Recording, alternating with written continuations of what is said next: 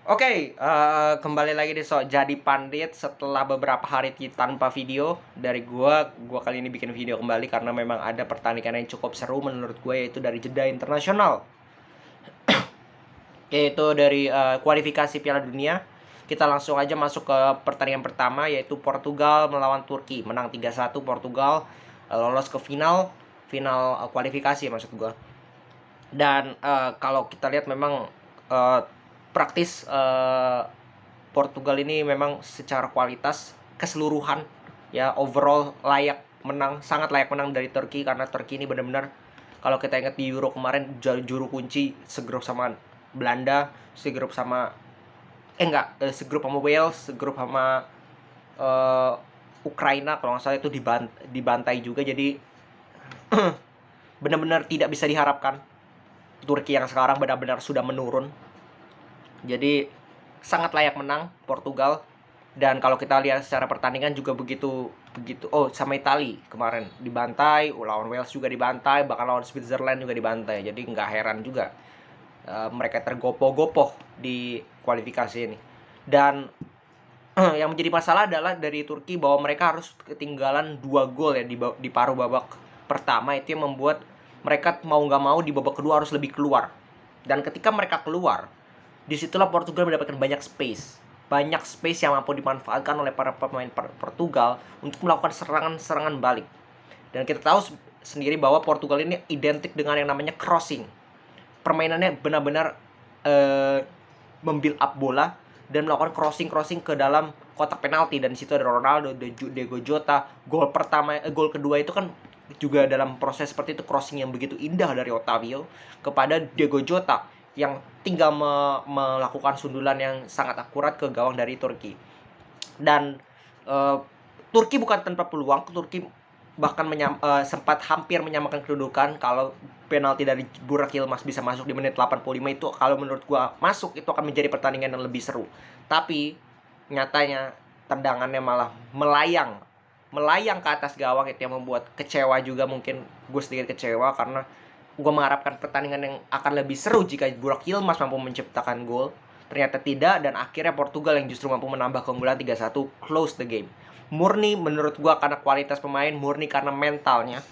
Burak Yilmaz, pemain senior, kapten, kalau di dalam posisi tersebut harus menentukan dan bisa menjadi penentu, timnya bisa bersaing, timnya bisa memperpanjang minimal sampai ke extra time, tiba-tiba tidak bisa mencetak gol, bahkan tendangannya tidak on target, itu masalah mental. Tekanan dari fans Portugal juga, mereka bermain di Portugal, itu yang membuat mungkin Burak Yilmaz ini pada saat menendang penalti itu is all about mental. 50-50, bener-bener lu mau sejago apapun teknik lu, tapi lu mental nggak ada, tendangan lu bisa ngawur. Tapi justru tendangan Burak Yilmaz yang kita tahu pemain senior dari Turki tidak bisa masuk. Nah, ini menjadi permasalahan dari Turki, bahwa disinilah membuktikan bahwa mental Turki ini dan kualitas secara overall Turki ini belum layak untuk bermain di Piala Dunia. Dan it's a normal result menurut gue, sangat expected menurut gue. Dan selamat untuk Portugal akan kembali harus menghadapi satu match penting. Dan ini gue akan bahas lawannya, melawan siapa, bukan melawan Italia. Mungkin banyak orang prediksi lawannya Italia, tapi ternyata yang lolos adalah North Makedonia Utara. Kenapa seperti itu? Gue juga, menurut gue, it's an pertandingan yang sangat-sangat seru menurut gue, karena begitu dramatis. Dan jangan salah, ini mainnya di Italia loh, mainnya di kandang Italia loh. Mainnya di kandang Italia, mereka harus tersingkir dengan Makedonia ini di peringkat FIFA nomor 67, sedangkan Italia peringkat 6. Jadi ya gue nggak tahu lah, gue nggak tahu apa yang terjadi dengan Italia. Tapi yang gue mau bahas adalah Italia ini memang, kalau kita lihat dari pertandingan kemarin, ini membuktikan kembali lagi semenjak Euro itu, kalau nggak salah di playoff, di babak gugur, Italia ini memang sudah ada problem. Dan semenjak itu international match day juga ada beberapa pertandingan, Italia ini ada satu problem yang ternyata itu semakin lama semakin terungkap, yaitu mereka sulit untuk menciptakan gol. Mereka meng-create peluang, iya. Mereka mengurung pertahanan, iya. Mereka menguasai pertandingan, iya. Tapi mereka sulit untuk menciptakan gol-gol, untuk menciptakan tendangan yang berbahaya ke gawang dari lawan. Dan ini dalam kasusnya Makedonia Utara, Berardi, aduh, itu menit awal, ada menit 20-an, menit 30-an, depan gawang kiper udah out of position, tendangnya datar dan pelan ke arah kiper. Gue nggak ngerti, lu sebagai pemain senior yang diberikan kepercayaan, sudah membuktikan di Euro mereka bisa juara, ternyata kualitasnya hanya segini aja gitu dalam urusan finishing. Ini yang gue sangat kecewa, dan gue rasa bahwa semua fans Italia pun merasakan bahwa mereka telat dalam regenerasi skuadnya, telat dalam melakukan regenerasi, terutama di lini depan. Kalau lu lihat lini depan Italia, tiga pemain, Insigne, Immobile dan juga Berardi, ini pemain-pemain yang udah lewat lah masanya, udah istilah karatan banget lah. Dan lu lihat di bangku cadangan, siapa pelapis mereka? Paling ada pemain muda Raspadori, udah itu pun pemain Sassuolo, come on. Ada Joao Pedro ini pemain akhiran Cagliari yang entah kenapa dipanggil oleh seorang Mancini, yang memang karena tidak ada pilihan lain menurut gue, karena Chiesa yang menurut gue punya killer insting satu-satunya di Italia yang sangat masih bisa memberikan nilai tambah untuk Italia, tidak bisa bermain karena cedera. Ini yang menjadi PR bagi Italia, dan kita sudah bisa lihat bahwa di Euro pun mereka menang itu ada karena adu penalti, dan kita tahu sendiri adu penalti itu soal mental. Dan ketika berbicara tentang mental, memang pemain-pemain yang berada di Italia sekarang, pemain senior semua, itu mempunyai mental yang dibutuhkan di adu penalti, dan mereka membuktikan itu. Sampai ke final mereka bisa menang lawan Inggris itu lewat adu penalti. Dan pertandingan kali ini bukan dibutuhkan mental, kembali lagi, karena lawannya North Macedonia.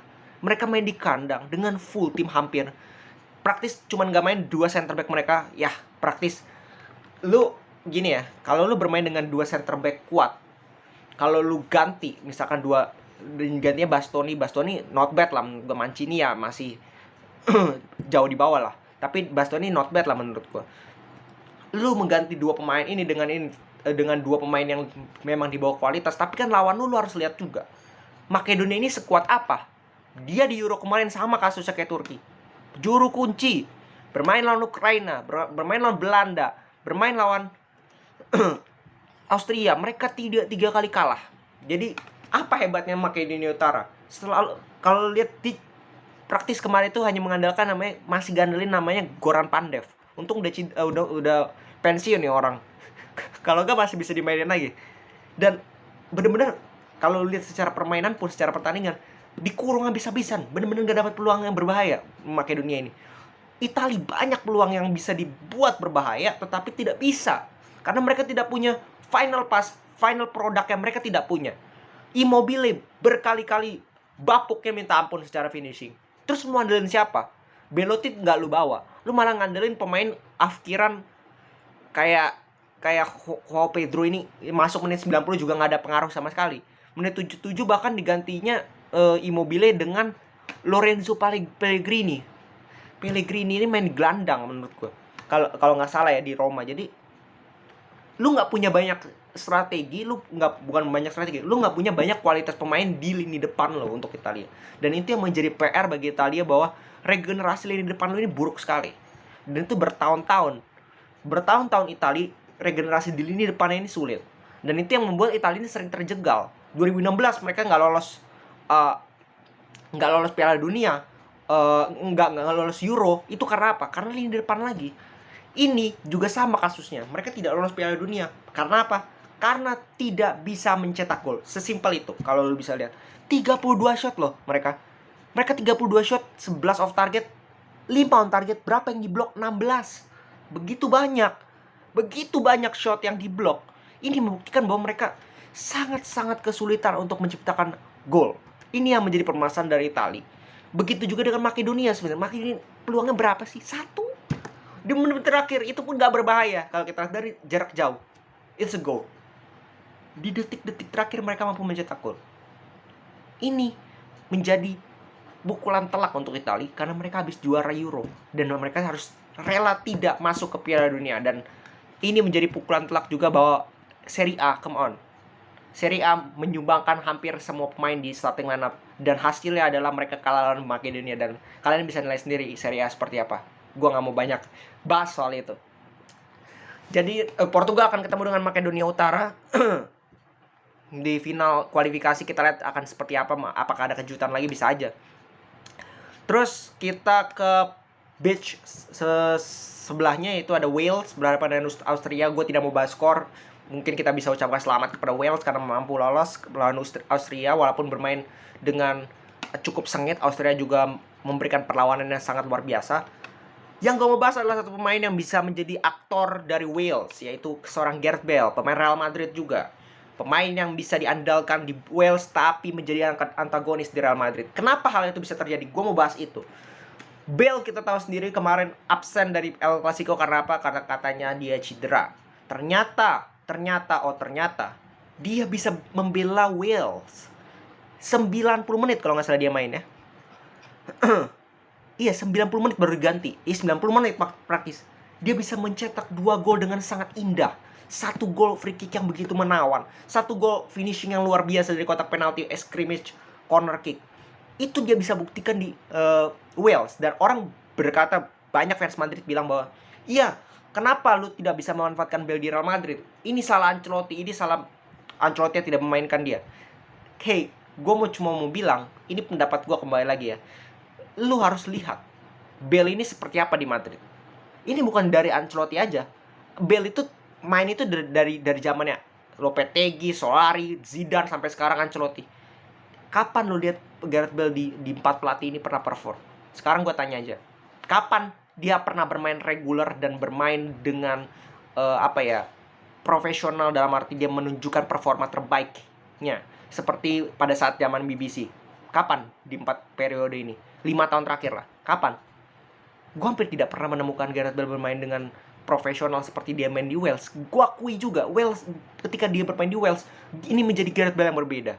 Tapi ketika dia balik ke Madrid, seperti Gareth Bale yang berbeda lagi gitu. Beda sekali Gareth Bale di Wales dengan di Real Madrid. Kenapa? Gue juga tidak tahu.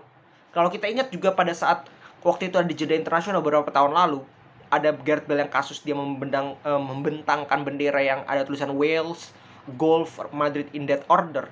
Ini kan membuat bahwa ada suatu masalah. Ada suatu masalah yang terjadi pada Bale dan juga Real Madrid. Relation antara Gareth Bale dengan Real Madrid. Nah, ini juga yang kita tidak tahu. Dan pasti ada alasan bahwa Ancelotti tidak memberikan kesempatan kepada dia karena dia sudah tidak perform lagi sekarang 5 tahun.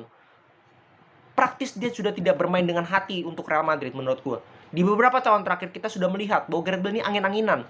Lebih banyak main golf daripada bermain bagus untuk Real Madrid. Jadi kalau kita mau salahkan Ancelotti, mungkin ya ada kesalahan Ancelotti. Ada mungkin dia ragu dengan pemain ini. Tapi kita juga tidak bisa menyalahkan sepenuhnya kepada Ancelotti. Kita juga harus melihat Gareth Bale secara profesional. Dia tidak bisa menunjukkan performa terbaiknya di bawah beberapa pelatih bahkan dari Real Madrid. Jadi kita juga harus melihat itu. Gareth Bale ini menurut gue, ini keterlaluan ya orang. Dia itu dapat gaji mahal itu di Madrid loh. Dia cari duit tuh di Madrid tuh berapa tahun. Tapi dia tidak menunjukkan performa yang seharusnya dia dapatkan. Dia berikan kepada Real Madrid. Ini yang membuat gue kesal juga terhadap Gareth Bale. Bukan karena dia tidak punya kualitas menurut gue, karena dia tidak mau menunjukkan fighting spiritnya 100% kepada Real Madrid. Karena mungkin menurut gue, Gareth Bale juga berpikir bahwa dia tidak menjadi pilihan utama lagi pada saat ini. Mungkin dia bisa menjadi pelapis. Nah, itu yang menurut gue, Gareth Bale ini tidak mau statusnya sebagai hanya pelapis doang. Apalagi pelapis Asensio dan Rodrigo yang secara di atas kertas kualitasnya di bawah dia. Dia merasa tersinggung lah istilahnya. Bahwa gue pemain bintang di Real Madrid, gue sudah menciptakan back to back trio 3 kali untuk Champions League Real Madrid, bahkan La Decima dengan heroiknya di final. Dia ingin dirinya itu mendapatkan pengakuan yang lebih. Padahal secara performa dia sering cedera dan setiap kali dia ditampilkan juga tidak menunjukkan performa yang baik. Nah, ini yang membuat gue menarik untuk kita tunggu. Karena kemarin juga ada berita bahwa Perez bilang setelah laga El Clasico bilang kepada Ancelotti bahwa ya lebih baik lu tidak mainkan pemain-pemain yang tidak bermain untuk Real Madrid, tidak punya hatinya untuk bermain untuk Real Madrid, tidak punya keinginan 100% untuk bermain untuk Real Madrid. Nah, ini kan menjadi suatu PR lagi, bahwa kita tidak tahu apa yang terjadi di ruang ganti Real Madrid. Kita tidak tahu apa yang terjadi di dapur Real Madrid. apakah Gareth Bale atau pemain-pemain lainnya seperti Jovic, Isco, Hazard itu ada masalah dengan manajemen, dengan Real Madrid atau dengan pelatih, kita juga nggak tahu. Kita hanya bisa melakukan analisa terhadap berita-berita yang keluar saat ini, dan kita tunggu aja nanti selanjutnya seperti apa. Dan ya segitu aja dulu mungkin dari gua. Kita lihat lagi besok kalau ada pembahasan seru, kalau enggak ya nggak ada video. Oke, salam sepak bola.